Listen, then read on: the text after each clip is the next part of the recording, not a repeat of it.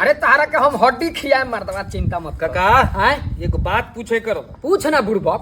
कौन ऐसा पेड़ बजावना के फल 4 गो स्वाद देहेला? ई सब छोट छोट बात तो नहीं हमरा से काहे पूछे लस? जानकारी नहीं के बताओ। बताई। हाँ तरकुल बा तरकुल। ऊ कैसे हो? देख, एगो लबनिया में जौन भर भर के घिंचाला। तारी। हाँ हाँ एगो सवाद भई। हाँ आ एगो ओकर फालावा कांच का जौन काट के ओकर पनिया पियल जाला फालावा में के। अच्छा हाँ 2 गो। दूगो भाई। हाँ आ एगो तहनी छोट में जौन पाक जात रहे लकड़िया लगा के पेड़ के पियो तलस ओकर पियर का। पियारा का। हाँ। 3 गो। 3 गो भाई। हाँ। आ एगो उहे पियर का जब नीचा गिर के धरती में हल के ओमे से निकले होते होते डंटवा खानी ओकरे काट के खोवा खानी उजार का खा तलस।